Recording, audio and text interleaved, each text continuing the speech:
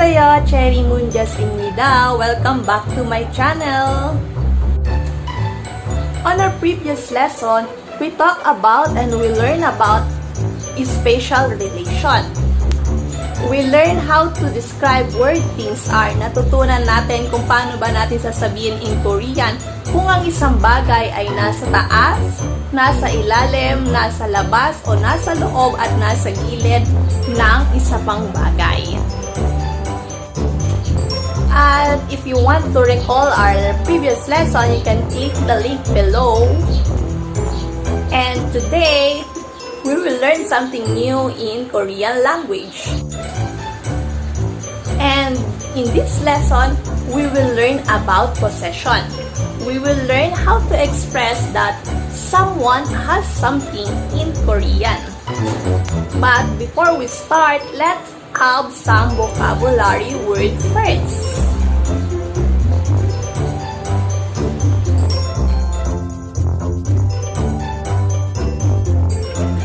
Pen in Korean is pen. It is still pen. Pen. Notebook is kongchek. Kongchek. It means notebook. Coffee in Korean is coffee. Coffee. Alcohol or liquor in Korean means sul. Sul. Key in Korean is ki. Ki. And wallet in Korean is chiga. Chiga. Chiga. Let's repeat it once again. Pen. Kongchek. Coffee. Sul. Key. Chiga.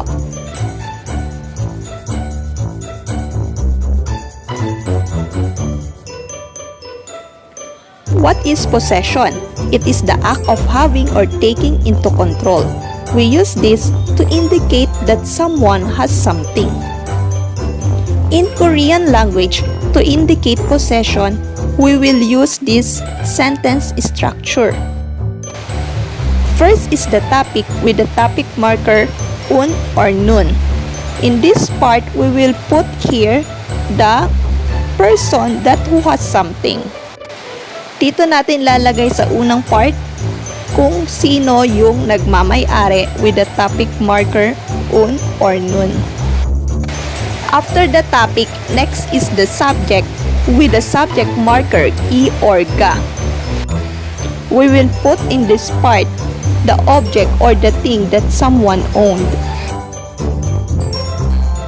And the last part of our sentence structure is the 있습니다. We use 있습니다 for a formal verb ending of Korean declarative sentences to indicate possession. It is also used to indicate that something or someone is at a certain place, like on what we've learned on our previous lesson, on lesson 9 and 10. So again, this will be our sentence structure to indicate possession. This structure means someone has or have something. Here are some examples. The student has a notebook. To say it in Korean, 학생은 공책에 있습니다. It means the student has a notebook. 학생 means student. We use the topic marker un because 학생 ends with a consonant. 공책 means notebook.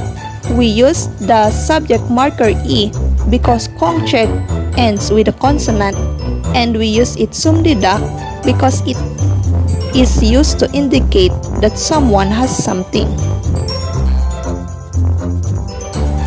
Here is another example.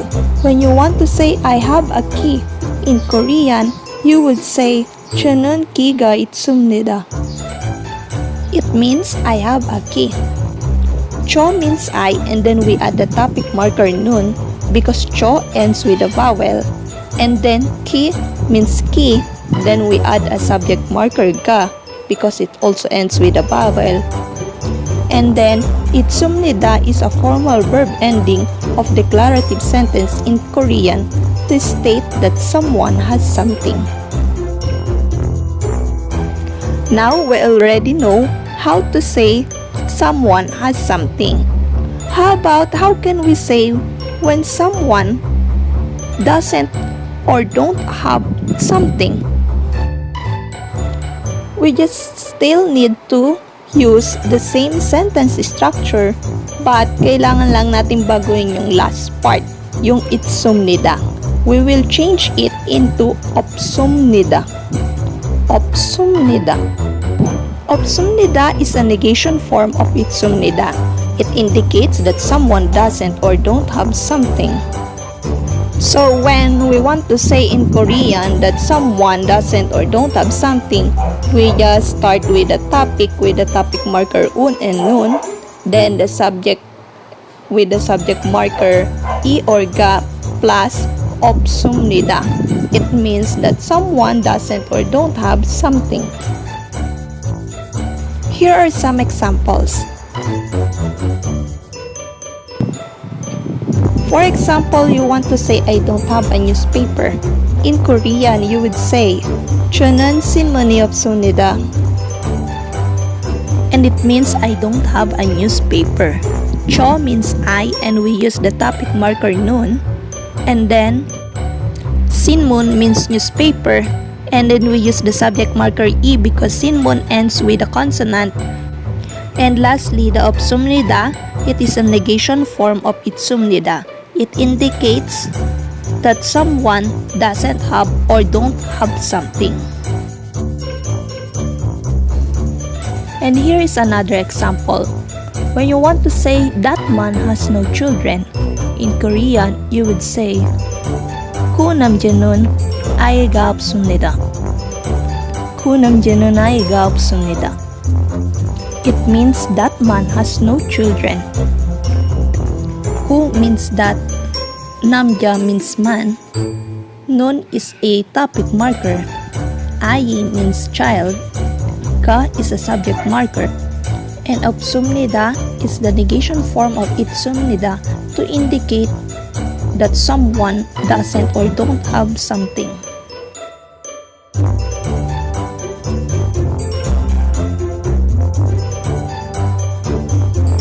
And now for our second topic, we will learn how to make question form from the declarative sentence 있습니다.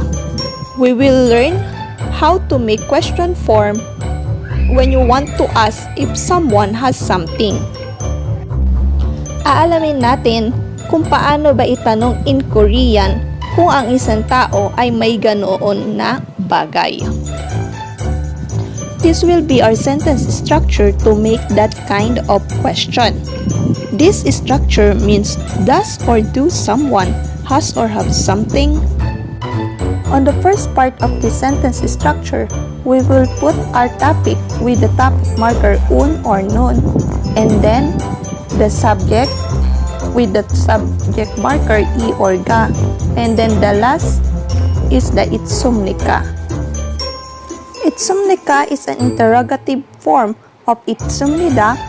It is used to ask someone if he or she has something. Let me give you some examples. For example, you want to ask someone, do you have coffee? In Korean, you would say, 나는 커피가 있습니까? It means, do you have coffee? No means you. Nun is a topic marker. Coffee means coffee. Ga is a subject marker. And 있습니까 is an interrogative formal verb ending of 있습니다. Here is another way if you want to ask if there is a coffee. You can say 커피가 있습니까? It means is there's a coffee? Coffee means coffee. Ka is a subject marker, and 있습니까 is a interrogative formal verb ending of 있습니다. Here is our last example. To say, does that teacher have students? In Korean, you would say, 그 선생님은 학생이 있습니까? It means, does that teacher have students? 고 means that. 선생님 means teacher. Un is a topic marker. 학생 means in student. I is a subject marker. And 있습니까 is an interrogative formal verb ending of 있습니다.